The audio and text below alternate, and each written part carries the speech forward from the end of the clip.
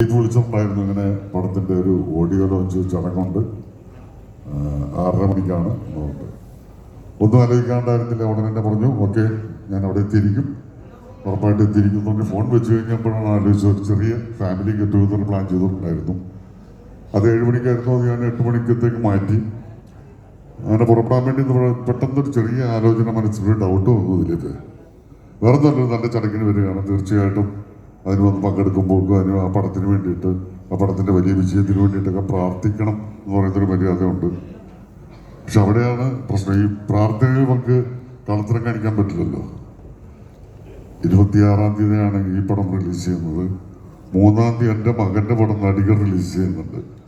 അപ്പം ഇതിനു വേണ്ടി പ്രാർത്ഥിച്ചാൽ അത് കുഴപ്പമാകുമോ എന്ന് പറയുന്നൊരു ടെൻഷൻ കുറച്ച് നേരത്തൊക്കെ ഉണ്ടായി.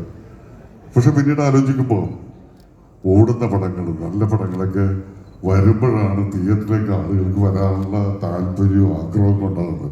ഇപ്പം തന്നെ നമുക്ക് മലയാള സിനിമയുടെ പുഷ്കര കാലഘട്ടം എന്ന് തന്നെ പറയാം. സിനിമകൾ ധൈര്യമായിട്ട് തിയേറ്ററിലേക്ക് വിടാം. തിയേറ്ററിലേക്ക് ആളുകൾ വരാൻ കൊതിക്കുകയാണ്. ഒരു സിനിമ കണ്ടിട്ട് വീട്ടിൽ ചെന്ന് കഴിയുമ്പോൾ അടുത്ത സിനിമ കാണാനുള്ള ആഗ്രഹത്തിലേക്ക് ആളുകൾക്ക് കൊണ്ടെത്തിക്കുക എന്ന് പറയുന്നൊരവസ്ഥയാണുള്ളത്. അതുകൊണ്ട് തന്നെ നമ്മളിപ്പോൾ വളരെ നല്ലൊരു സീസണിലാണ് വന്ന് നിൽക്കുന്നത്. എല്ലാ ഐശ്വര്യങ്ങളും പങ്കുണ്ടാകട്ടെ. കെയർ ടേക്കർ എന്ന് കേൾക്കുമ്പോൾ തന്നെ നമുക്കറിയാം എല്ലാവർക്കും വേണ്ട ആളാണ് കെയർ ടേക്കർ. എന്നാൽ എല്ലാ കുറ്റങ്ങളും കേൾക്കേണ്ടി വരുന്ന ഒരാളുമാണ് കെയർ ടേക്കർ. ഒരു പടത്തിൻ്റെ പേര് കേൾക്കുമ്പോൾ തന്നെ നമുക്കതിൻ്റെ സ്വഭാവവും അതിൻ്റെ ഒരു വളരെ ഇൻട്രസ്റ്റിംഗ് ആയിട്ടൊരു വശവും കാണാൻ സാധിക്കുന്നു എന്ന് പറയുന്നത് തന്നെ